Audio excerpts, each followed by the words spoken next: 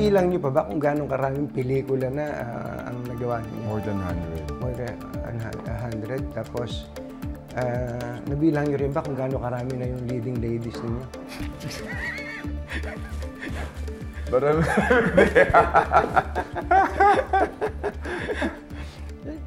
Totoo ba na kapag ka daw nagiging leading lady, nagiging girlfriend? Hindi naman. Hindi naman lahat. Bakit si Sharon? Bakit si Vilma?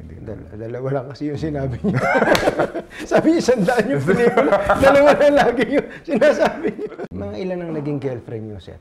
Hindi kasi ako kiss and tell eh. Ay, okay. Hindi, yun yung papangalanan eh. Mga ilan lang naman. Mga 100, gano'n.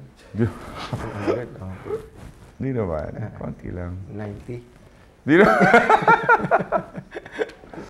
Pero meron bang point in your life na naisip, na kumbaga andun ka na dun sa thin line ng pag-iwan mo sa pamilya mo at sa halipay sasama ka na sa ibang?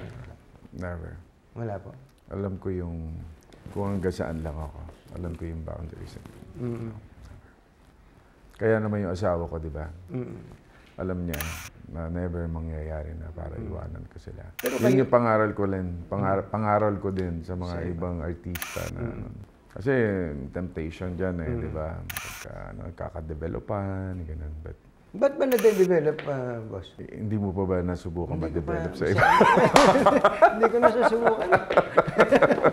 Pero tapos na ba yan? Tapos na yung episode? Wala nang gano'n. Wala na ngayon. Woo!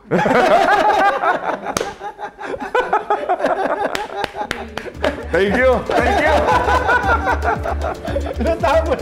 Tapos na.